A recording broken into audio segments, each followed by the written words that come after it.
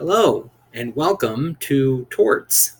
Are you liable in civil court for your actions? Here we are going to be talking about education torts that have and do apply in educational institutions. And what I see in my particular school, and what other morals and so forth may be implicated. This covers the duty, breach, and injury sustained to one individual as a result of another's conduct. That is a tort. First case I would like to talk about, Johnson & Johnson v. the School District of Millard. A music teacher taught the song with a game attached. The song was London Bridge. A student, Johnson, was injured while playing the game and singing the song. The injury was extensive, 50 stitches to the eyebrow, and there was a severed muscle, severed all the way to the bone. What happened? The students were playing rather vigorously the game London Bridge, and the two students who had the third student in between them, take a key and lock them up section, lost hold of each other's hands and ended up throwing the third student, Johnson, up against a bookshelf. The school district and teacher were ruled negligent and liable because the teacher was at the blackboard with back to students when the injury occurred. I also had to ask the question why in the world the bookcase was so close to the area where the students would be playing that a student might end up colliding with it should the hands be detached. If this had happened in my school, it would have resulted in intensive scrutiny of the classroom and teaching styles and classroom management of the teacher involved, aka me, as I am the elementary music teacher. I would want to therefore make sure teachers understood that they were to always supervise the students when they are involved in any type of movement activity.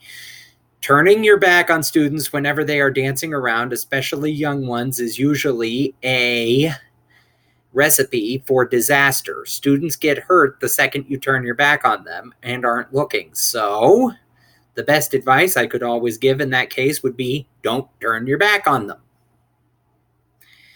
And make sure that your plans and actions are reasonable and use common sense. Don't turn your back on students whenever they are acting out and moving, especially young first graders and kindergartners.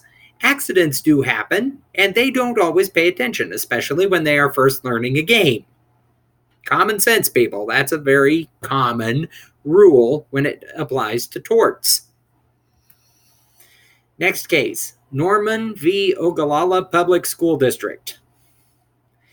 The student is 15 and in a high school welding class. The school had safety gear but didn't require its use.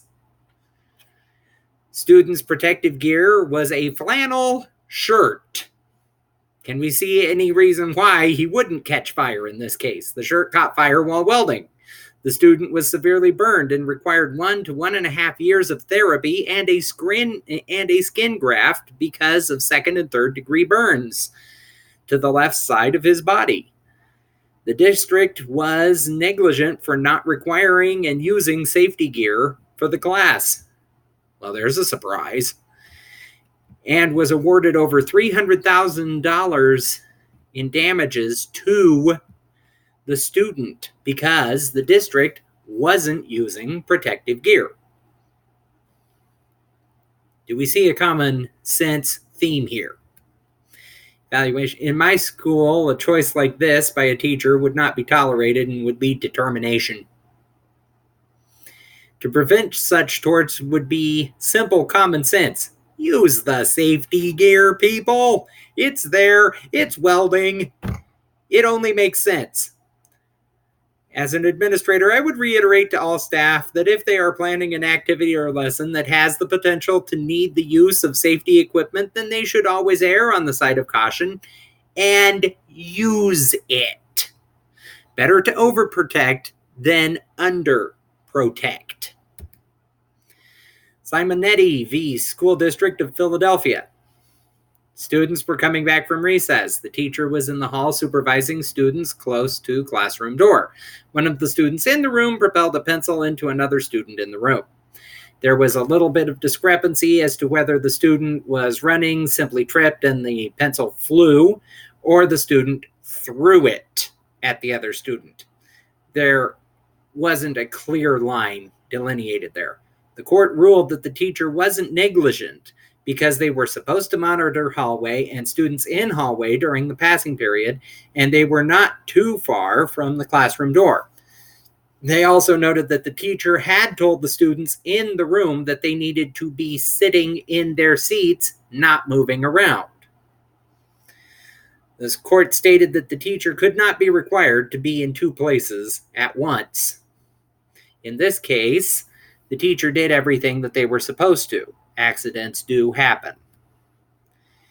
This would be dealt with in my district with a simple note that the students need to line up in the hall and then enter together. By the way, this is what we do with the younger students in our elementary school anyway, specifically to avoid little instances like this where a student might be left unsupervised while the majority are supervised. You just line up any students in the hall, in the classroom in the hall with the others, and then bring them all in at once. Consider the situation and make a point of keeping all students supervised as much as can be humanly possible with pre-planning and thinking out your actions before the students get there. Nichols versus Unified School District number 400. A student was injured while running from football practice on the football field to the locker rooms on the school premises. Student states that there wasn't sufficient supervision of players on the route. School claims there was. The court found, with multiple appeals reaching same conclusion, that the school couldn't be held negligent for the fact that there is a drainage ditch on the property. It also stated the same for trees.